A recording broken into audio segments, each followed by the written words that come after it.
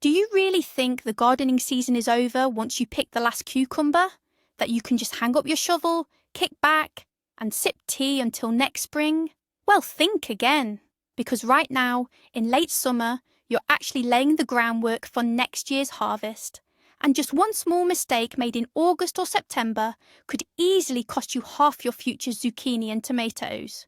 In this video, we're going to break down 5 absolutely essential, yet often overlooked, garden tasks you need to tackle right now.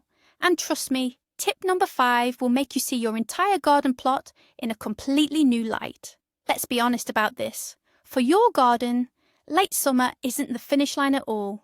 It's more like a crucial pit stop in a Formula One race. This is your chance to fine-tune your race car, your garden plot, for the next grueling lap. Ignore this vital pit stop, and you'll find yourself out of the race before next spring even truly begins. Alright, let's dive into the first and perhaps most underestimated step, a complete clearing of your crops and plant debris. What's so hard about that, you might ask? Just pick your tomatoes and cucumbers and call it a day. However, that's precisely where many gardeners go wrong. We tend to only collect the picture-perfect produce that makes it into our baskets. But what about what's left behind? That rotting zucchini hiding under a leaf? Or the small blackened tomato that fell to the ground? Think these are minor details? Far from it. Every single forgotten fruit isn't just waste. It's a 5-star hotel for diseases and pests all winter long. Imagine this, a blight-infected tomato lying on the ground. For fungal spores, it's the perfect hiding spot. They'll comfortably overwinter there, and in spring, with the first warmth, they'll launch a full-scale attack on your new plantings, and you'll be left wondering where that problem came from again. So our number 1 task is a ruthless and meticulous cleanup. Go through all your garden beds, look under every leaf, collect absolutely everything, fallen fruits, damaged ones, small or misshapen ones. Leave nothing behind. This applies not just to tomatoes, cucumbers, zucchini, peppers, eggplants. The rule is the same for all. But wait, there's more. Finish harvesting? Excellent. Now let's look at the plant itself. If a plant has finished bearing fruit, its job is done. Uproot all the tomato and cucumber vines and potato stalks. Don't just cut them, pull them out completely. This prevents leaving stumps in the ground, where pests can also overwinter. And here's the most critical part. What do you do with all this garden waste? Absolutely not into your regular compost pile.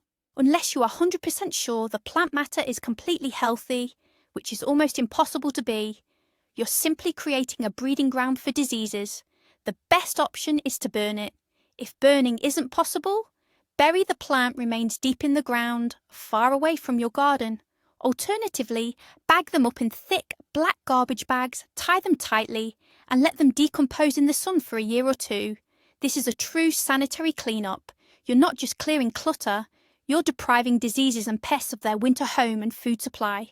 Remember, a clean garden bed in autumn is half the battle won in spring. Alright, we've dealt with the plant debris and leftover harvest. The garden beds look empty and seemingly clean. But don't let that emptiness deceive you. In this newly cleared space, a real party is just getting started for 2 of a gardener's worst enemies, weeds and pests. Our second task is to crash their party. Let's start with the weeds. Many gardeners think, oh, it's autumn now, weeds won't grow much, so there's no need to bother with them. That's a huge mistake. Autumn weeds are the most cunning. They're not aiming to become big, leafy plants. Their main goal is to produce seeds before the cold weather sets in. Thousands of tiny seeds that will quietly overwinter in the soil, ready to turn your pristine garden bed into a solid green carpet of crabgrass, chickweed and dandelions come spring. And then you'll have to spend significantly more effort on weeding. So, without delay, grab a hoe, a Dutch weeder, or any other convenient tool, and go over all your empty garden beds. The goal is to remove anything that shouldn't be growing there. Don't just chop off the tops. Try to remove the weeds completely, root and all.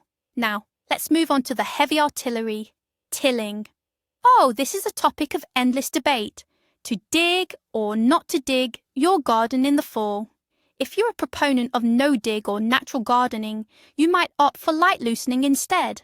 But let's look at digging from a pest control perspective. Just imagine, in the top layer of soil, about 10–20 centimetres deep, larvae of pests like grubs and wireworms, along with pupae of various destructive moths like cutworms and cabbage worms, have comfortably settled in for the winter.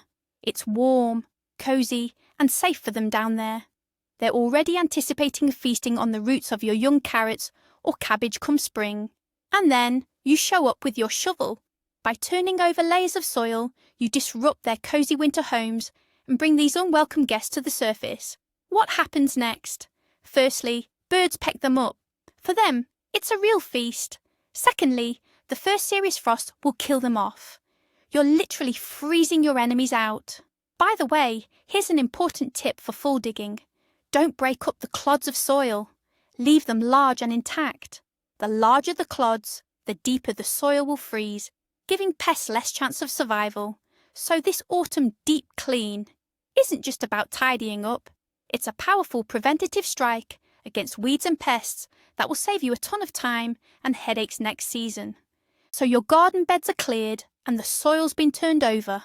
What's next? Just leave it bare and empty until spring? Absolutely not. Imagine a person who's worked hard all day. They're tired and hungry. If you don't feed them, where will they get the energy for more work? It's exactly the same with your soil. Throughout the season, it's given all its nutrients to our plants, and now it's depleted. Our third crucial task is to nourish the soil and restore its fertility. The simplest and most obvious way is to add organic matter. This could be well-rotted manure or compost. And pay attention, I mean well-rotted. While fresh manure can be added in the fall, it's a double-edged sword. On one hand, it will break down over winter. On the other, it might contain weed seeds and pathogens. That's why mature compost or well-rotted manure is a safer and more reliable option. We simply spread them evenly over the surface of the dug-over bed. Over winter, with the help of snow and rain, all those nutrients will seep into the soil and enrich it. But there's an even better, more elegant, and I'd say smarter way. That's planting cover crops, or as they're also known, green manures. It's pure magic for your garden. So what exactly are cover crops? They're plants we sow not for harvest, but for the benefit of the soil itself. The most popular include mustard, phacelia, oats, rye, and vetch. What do? Firstly, their powerful root systems do an amazing job of loosening the soil, even better than any spade. The roots penetrate deep, making the soil airy and permeable to water. Secondly, they're true healers for your soil. Mustard, for instance, releases substances into the soil that suppress blight development and deter wireworms. It's a natural and completely safe form of disinfection. And thirdly, of course, they provide nutrition. The green mass of cover crops is a treasure trove of nitrogen, potassium, phosphorus, and micronutrients in a form most readily available for future plants. Once the cover crops have grown sufficiently, but before they flower, you should mow them down and either lightly incorporate them into the soil with a garden hoe, or simply leave them on the bed surface as mulch. Over winter, all that green matter will decompose and turn into first-class humus. Planting cover crops is like sending your soil to a health retreat. It will heal, rest, and regain its strength there. In spring, you won't just have a patch of dirt, but living, well-structured, and fertile soil, perfectly ready for new plantings. It's the most effective way to improve your soil without chemicals or massive labour. You'd think after all the clearing, tilling, and fertilising, it's finally time to kick back. But a true gardener knows better.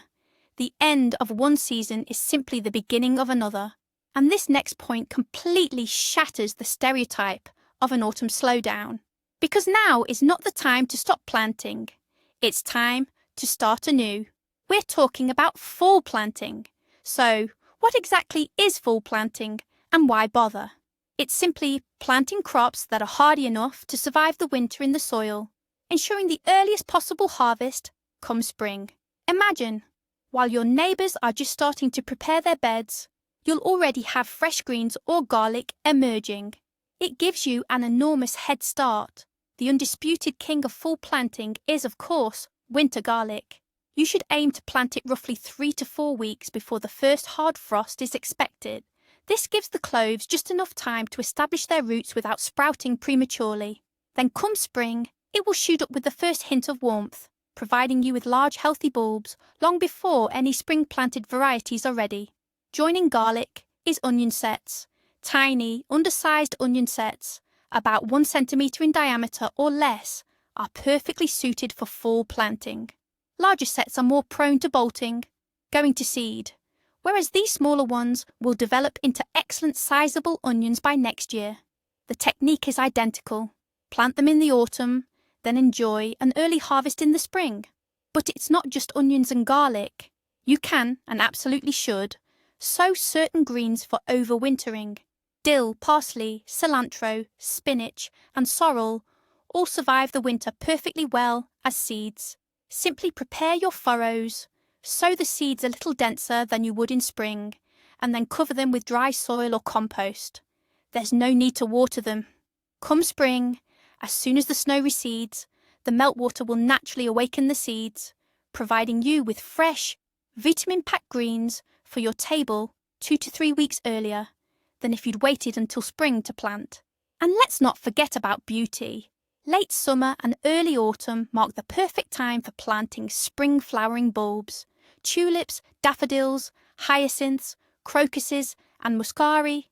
All of these absolutely need to go into the ground now. They require time to establish roots in the cool soil and complete their period of winter dormancy. This vital step ensures they'll burst forth with vibrant colours come spring, offering you that magical first true taste of the season. So don't rush to put away those gardening gloves just yet. Fall planting is a truly smart investment in the next growing season, promising early harvests, an abundance of vibrant blooms, and valuable time saved come springtime.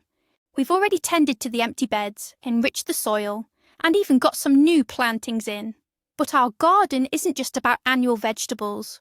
We also have the old faithfuls, the long-standing residents of our garden, perennial shrubs and flowers. And our fifth and final point is all about them. Neglecting them in the fall means sacrificing a significant portion of next year's harvest and beauty. We're talking primarily about berry bushes here, currants, gooseberries and raspberries. Once they've given us all their berries, they enter their dormant phase. And this is the perfect time for both sanitation and formative pruning. Why is this so important? Picture an old, overgrown currant bush. At its centre, you'll find a tangled mess of old, dark, almost black branches. These branches hardly produce any fruit anymore. Instead, they overcrowd the bush, impede air circulation, and create ideal conditions for diseases and pests. What's worse, they sap energy from the young, productive shoots. Our goal is to give the plant a rejuvenating makeover. Grab your pruners and mercilessly cut out all old, meaning older than 4 to 5 years, diseased, broken, and ground-lying branches right at their base. Also remove any weak, thin shoots that simply overcrowd the bush. For raspberries, cut out all 2-year-old canes that have already fruited, leaving only this year's strong, single-year shoots. This type of pruning accomplishes several goals at once. Firstly, it dramatically improves the bush's light exposure and air circulation, which is the best preventative measure against fungal diseases. Secondly, we redirect all nutrients towards developing the harvest on the younger, stronger branches. As a result, next year you'll not only have more berries, but they'll also be larger and sweeter. The same principles apply to perennial flowers, especially those that tend to spread. For example, hostas, peonies, irises, and daylilies. If you've noticed a clump has become too large and it's flowering less abundant, it's a clear sign it's time to divide it.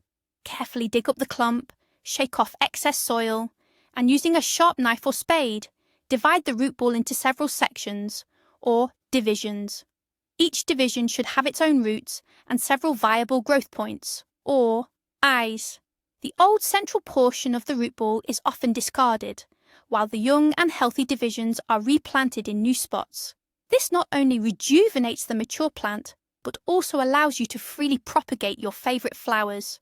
Caring for your perennials in autumn isn't just a whim, it's a necessity. Think of it as a trip to the salon for our green companions, a haircut and a facial all in one. They'll thank you with abundant blooms and a generous harvest. And now for that crucial turning point I mentioned. It's the ultimate secret, and ironically, the biggest mistake most gardeners make. We often think of autumn gardening tasks as simply a tedious chore, the winding down of the season, but in reality, it's the true beginning. It's an investment. Every plant cleared, every handful of compost added, every garlic clove planted. It's more than just work. It's your conversation with the soil. You're ridding it of diseases, nourishing it, giving it a chance to rest, and simultaneously preparing it for a vibrant new start. Come spring, while your neighbours are frantically digging up compacted soil, battling overwintered pests and weeds, you'll be calmly planting seeds into already prepared, living, and truly grateful soil. You'll save yourself weeks of strenuous labour and gain an enormous head start. The work you put in during late summer is truly the most effective and most underestimated way to ensure a bountiful and healthy harvest next year. So there you have it, 5 simple steps that transform an ordinary garden into the garden of your dreams. Clearing out debris, a thorough clean-up, nourishing the soil, new plantings, and caring for your perennials. Thank you for watching this video all the way to the end. If you found it helpful, please give it a thumbs up and subscribe to the channel so you don't miss out on more tips. Now a question for all of you. What are your main late summer gardening rituals? Perhaps you have a secret tip or trick we didn't cover. Share your experience in the comments below. I'd love to read about them.